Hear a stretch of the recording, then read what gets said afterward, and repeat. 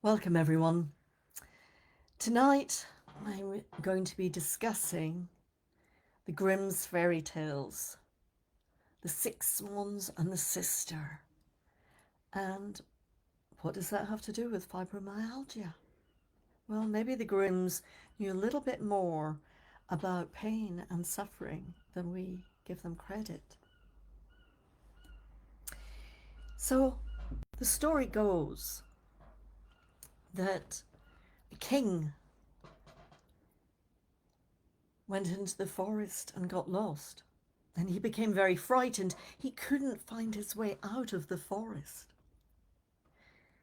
And so, perchance, he bumped into an old crone who was actually a wicked witch. And she offered him a little way out. And she said that if he married her beautiful daughter, she would give him freedom from the forest. So my name is Penny Kroll. I'm the founder of Meta Consciousness, and tonight we're going to be weaving in pain and suffering of these invisible and silent diseases that people look like there is no pain, suffering, but inside it can be awful and very, very painful. So back to the king. So the king married the witch's daughter. The fact is, though, he knew that there was something not right. And when he married her, he'd already been married before and his beautiful wife had died. He had 7 children, 6 sons and a daughter. So he hid them away in different parts of the forest so that his new wife could not harm them. That's a terrible way to start a marriage, in my humble opinion. However, the wife became quite suspicious. What is happening that her husband kept on disappearing, and she became jealous and resentful, and all these nasty emotions bubbled up. So she went in to the forest disguised as the king, and she found the 7 children. She cast a spell, and the spell turned the boys into swans. But remember, I said that there was 6 sons and 1 daughter. The spell did not affect the daughter for some reason. And the swans flew off.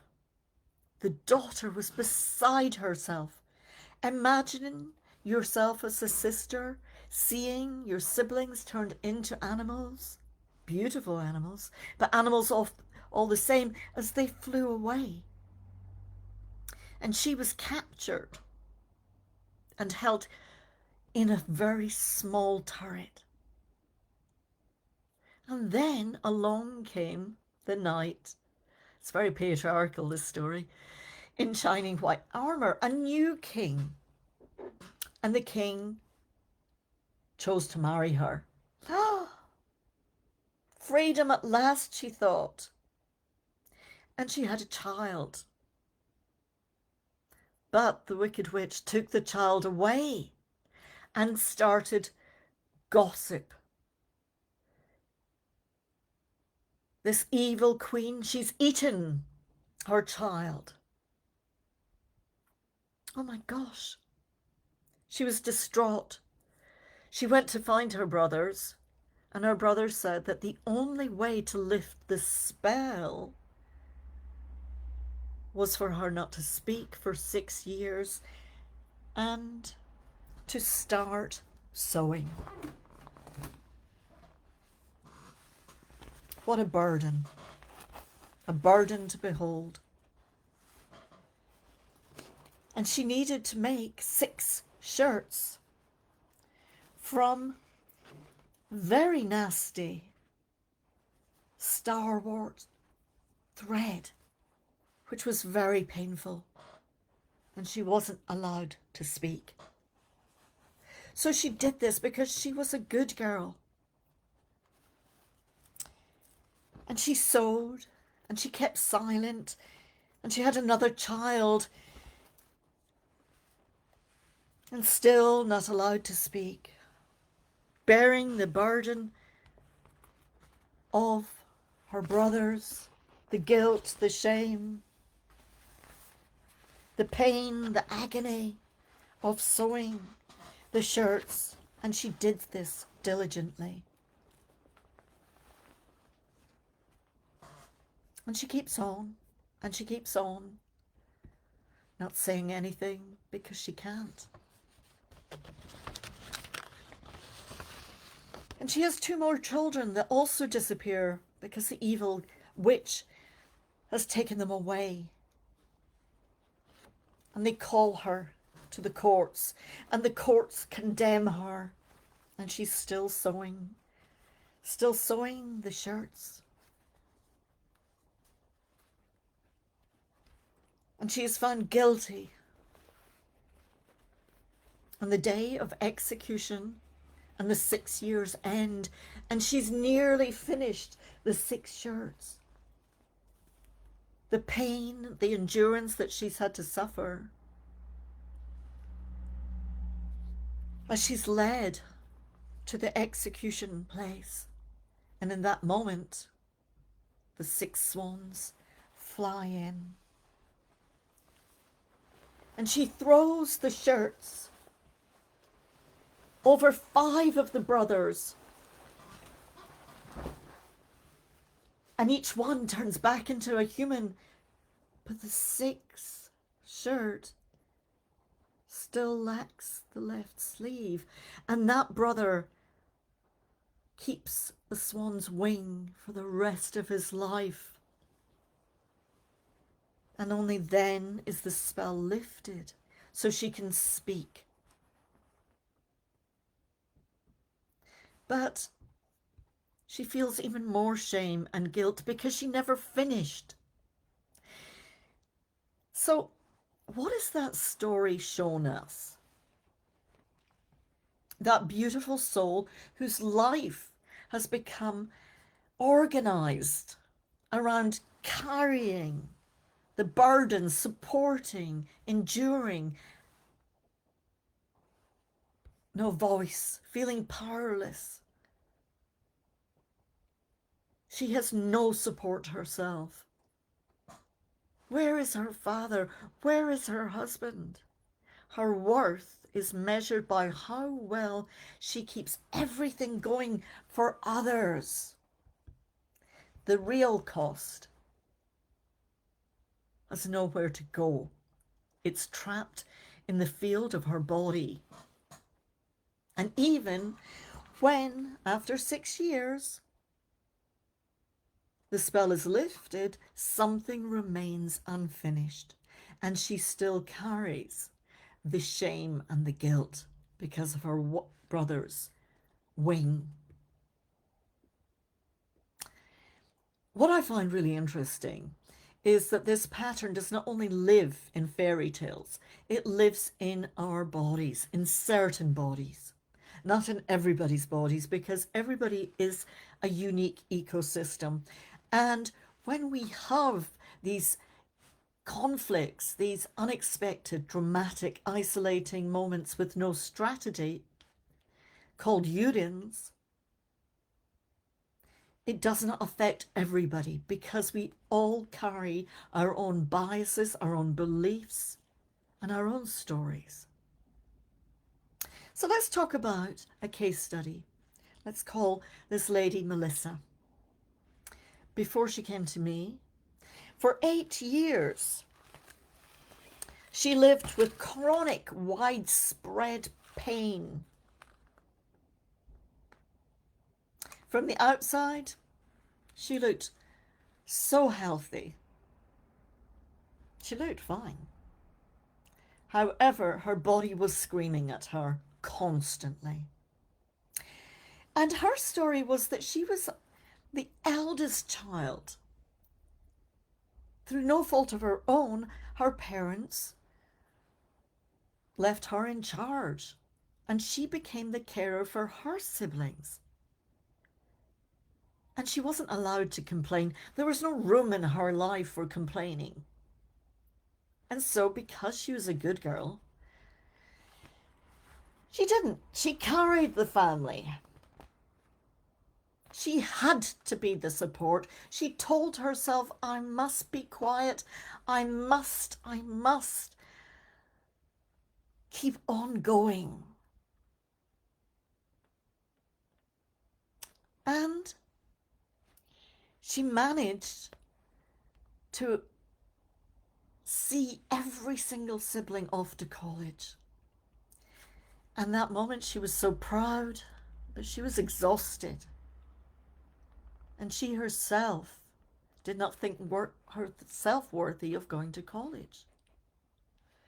However, she did marry. And when she left her home and moved in with her beautiful husband, for the first time she felt freedom. Something in her registered a shift. And that moment of freedom for her was an acceptance that the possibilities might change for her. However, after all those years of stress, having that acceptance, not a resolution, but part of a resolution, the pain began, because pain is 85-90% in the parasympathetic, in the rest and digest. The fatigue began because for this lady, her adrenals weren't following her true life purpose, and her adrenals started to shrivel. The brain fog, the pain, her job became a living nightmare. And so, although the sister in this story of the Swans and the Grimm's fairy tale and Melissa are not the same person, they have a very similar pattern. The silent carrier, the one who supports and carries everything, and it becomes too heavy. The one who has very little self-worth for herself. The one who is not allowed or given permission to look at the needs of her own until the body can no longer sustain the role in the same way, or that person has the fuck it moment. I need to go on. And of course, allopathic medicine names this as fibromyalgia. And what's really interesting, when the widespread and extreme sensitivities are the dominant part of the pain and the illness, on top of that, fatigue with post-exertional malaise, a clear worsening after even modest physical or cognitive effort. So people that I have worked with, like Melissa, when I've invited them to stop, have become so frustrated at me because they've been lying on the sofa for years and they've got angry at me saying, Penny, I have done nothing. However, their brain has been working overtime.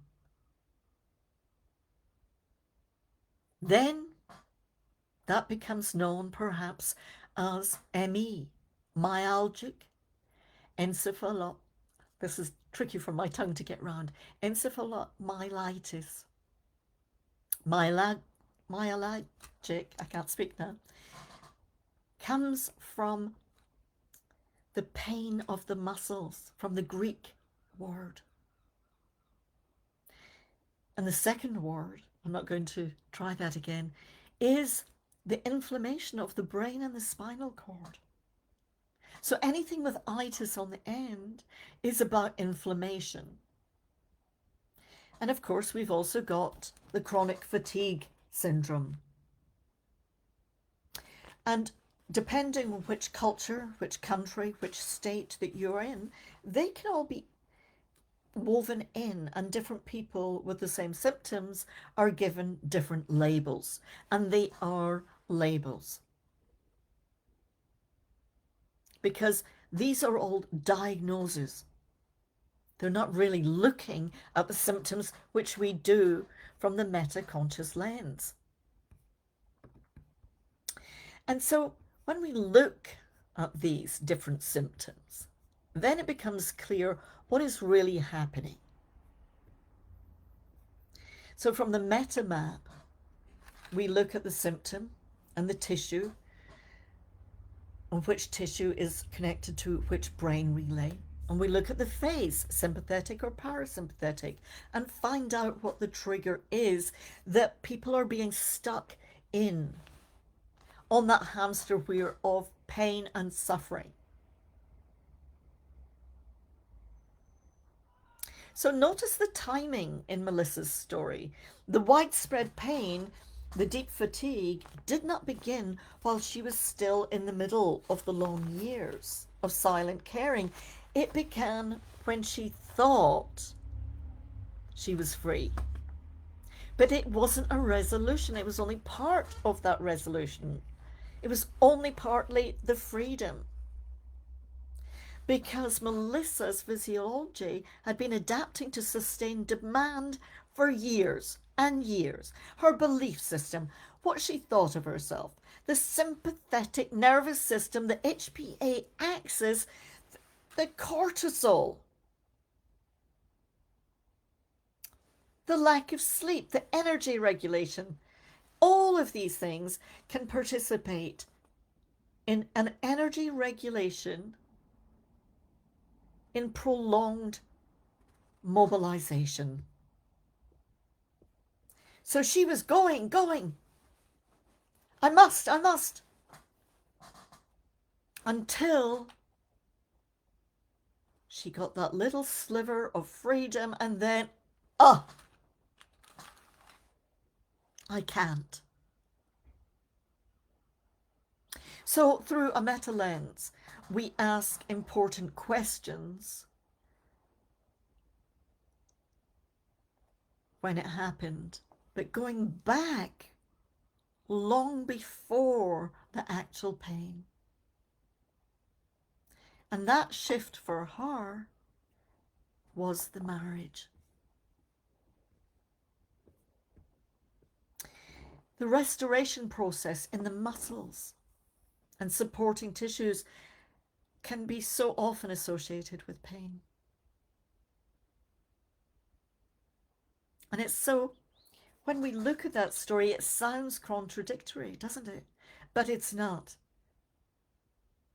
Because the body is endeavoring to restore now. Because the burden that she's been carrying has been too much. And in order to complete the whole cycle, we needed to go back to that Yudin moment, to look at her biases and her beliefs, her expectations, and her lack of self-worth. Because unbeknown to her, she had chosen to be the good girl. The sorry I've stepped on your toe, here's your food. She had gone into a fawn response. And from that fawn response, not only was it a people pleaser, she became the fixer. So the people pleaser is a very passive response. The fixer is a very sympathetic, high stress response. And that is exhausting to live in that for so long. So we look at more precise questions regarding the self-devaluation, the I must in the stress. Keep carrying. I'm not allowed to stop. And therefore, what changed in the body when that role shifted? but the beliefs that she's holding, the conditioning, the domestication is still there.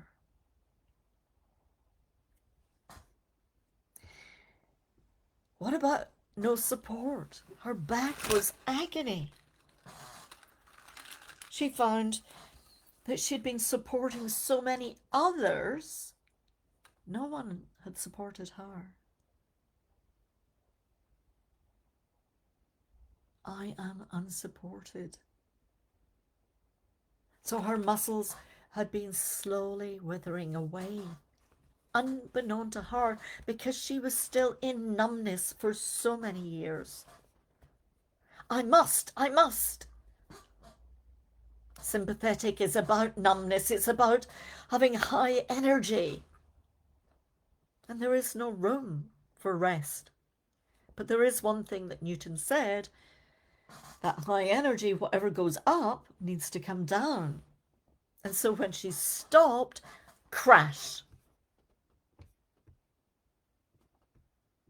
And imagine the fatigue in that part of the change, having to just go on and on and on and on and on and on and on and stopping. Or even for Melissa, it was, as I said, her adrenals. She hadn't been living her true life's purpose.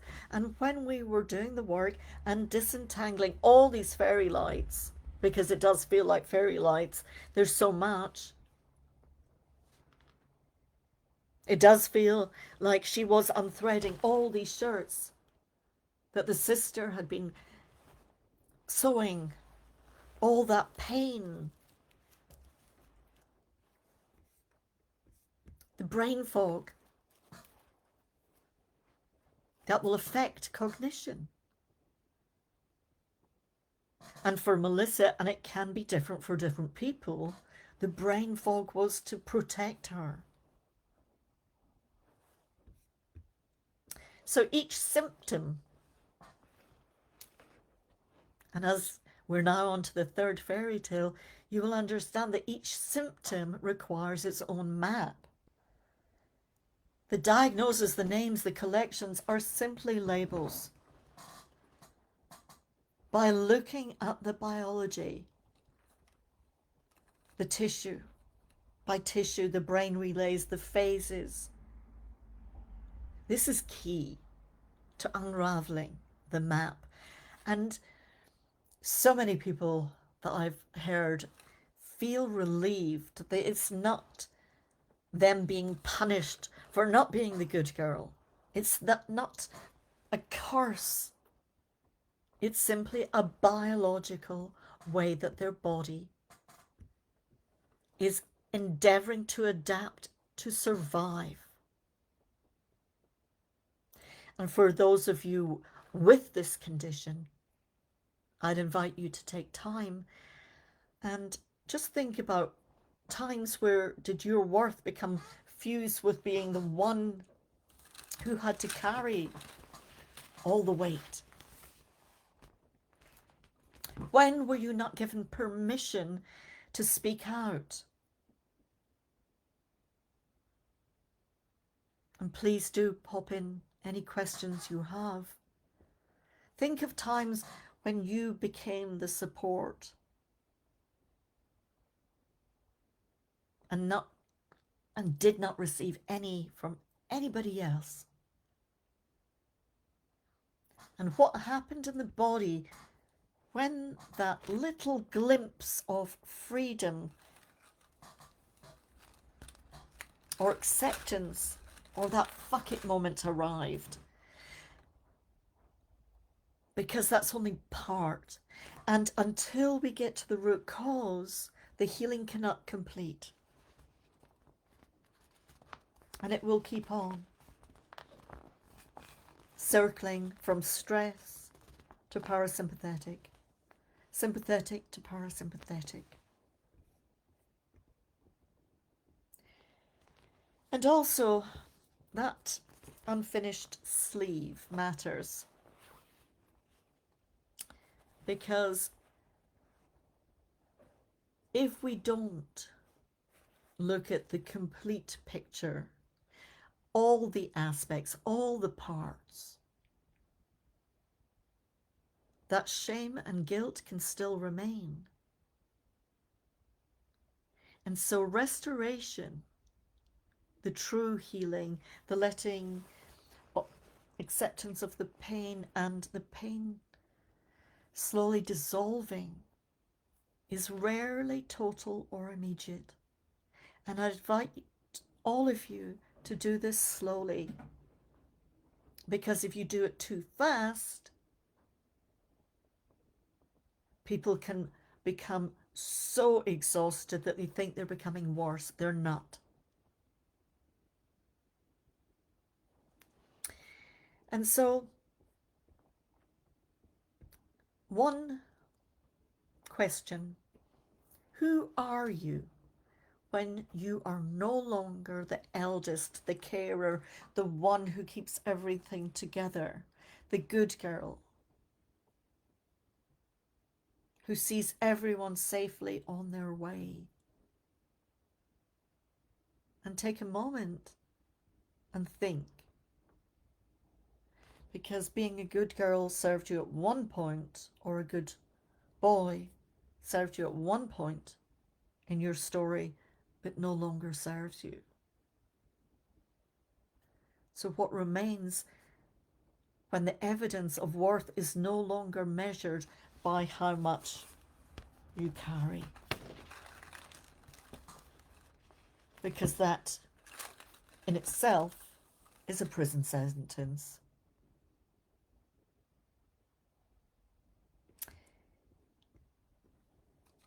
So I hope you can understand that the 6 years of strife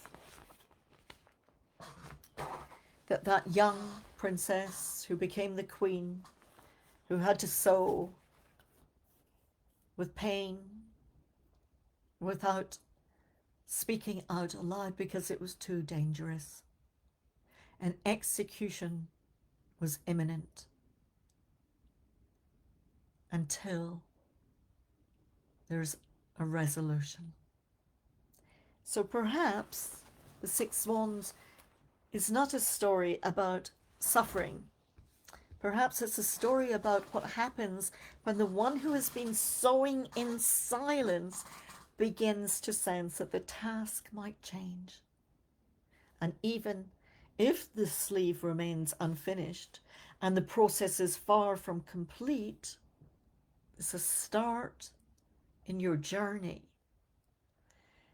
And it's not yours to carry the emotional shame and guilt.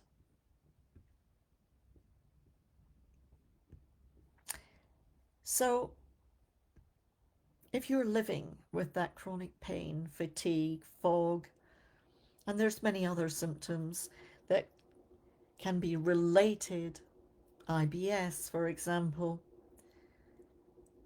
headaches, migraines, remember your body is actually screaming at you. It's speaking a language that has been so suppressed that you've forgotten it. However, there is a map and there is new communication that you can re-relationship with your body again. And please reach out to us, because you're always welcome to explore the meta lens further. We run 2-day Beyond Symptoms meta introduction courses for you to test. We have a meta consciousness group that's on Facebook called Meta Consciousness, and I'm just going to check if there's any questions at all that anybody has. Hi, Hannah.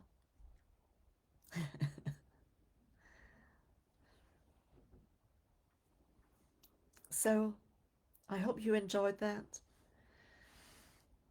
and I'll see you next week. Please feel free to comment.